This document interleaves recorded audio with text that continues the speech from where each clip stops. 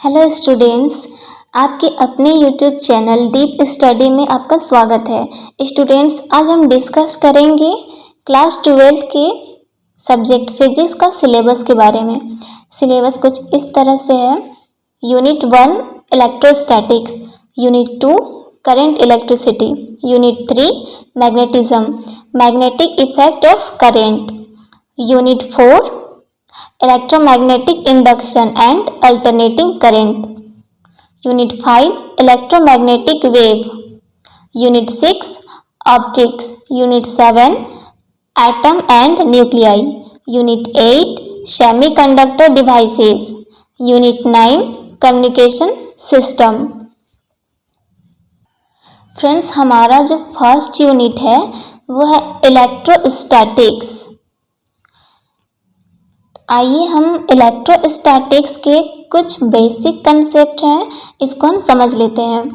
Matter, MATER। Friends, what is matter?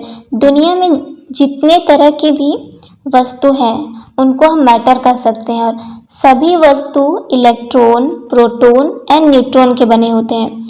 Electron को E से denote किया जाता है, प्रोटॉन को P से डिनोट किया जाता है और न्यूट्रॉन को N से डिनोट किया जाता है। फ्रेंड्स, मास ऑफ इलेक्ट्रॉन, जी हाँ, इलेक्ट्रॉन का भी मास होता है। मास ऑफ इलेक्ट्रॉन कितना होता है? 9.1 into 10⁻³ kg। Mass of proton 1.67264 into 10⁻27 kg। Mass of neutron 1.67643 into 10⁻27 kg। Friends, जब दो सेम चार्ज आपस में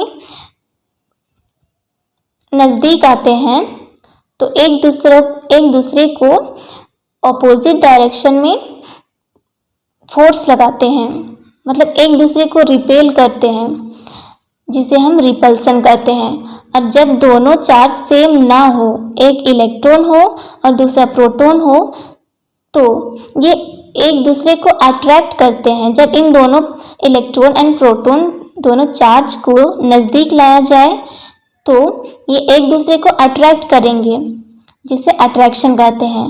और रिपल्सन और अट्रैक्शन का जो कंसेप्ट है, इसका इन्वेंशन किया था बेंजामिन फ्रैंकलिन, जो एक साइंटिस्ट थे। Electrostatics. Friends, what is electrostatics? Electrostatic is the branch of physics which deals about the study of rest charge or static charge।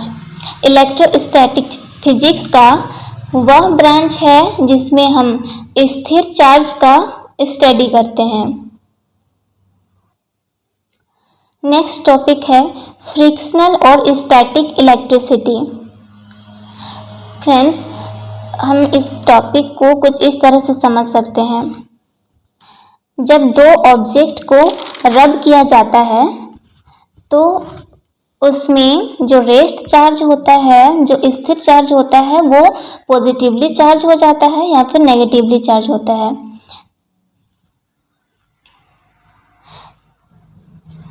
यहाँ कुछ इस तरह से है।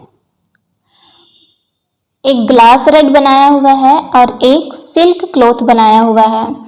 फ्रेंड्स, जब ये ग्लास रड और सिल्क क्लॉथ को आपस में रब किया जाता है तो दोनों में पहले से तो रेस्ट चार्ज होता है, दोनों में चार्ज होता है, बट वो रेस्ट में होता है।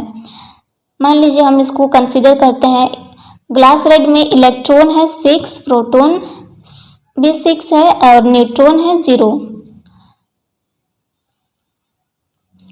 एंड यहाँ सिल्क क्लॉथ में इलेक्ट्रॉन 7 है, प्रोटॉन 7 है, न्यूट्रॉन 0।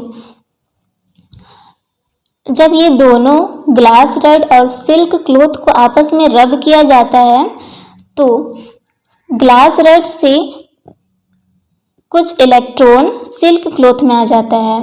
मान लीजिए यहाँ से 2 इलेक्ट्रॉन यहाँ आ जाता है सिल्क क्लॉथ में, तो ये नेगेटिवली चार्ज ऑब्जेक्ट हो जाएगा, इसमें नेगेटिव चार्ज प्रोड्यूस हो जाएगा और इसमें पॉजिटिव चार्ज प्रोड्यूस हो जाएगा। आप सोच रहे होंगे कि ग्लास रड से ही इलेक्ट्रॉन सिल्क क्लॉथ में क्यों आया। इसका एक रीज़न है, क्योंकि ग्लास रड में जो इलेक्ट्रॉन होता है वो कुछ इलेक्ट्रॉन न्यूक्लियस से लूजली बॉन्डेड होता है, तो जो लूजली बॉन्डेड होता है वो इलेक्ट्रॉन सिल्क क्लॉथ में आ जाता है।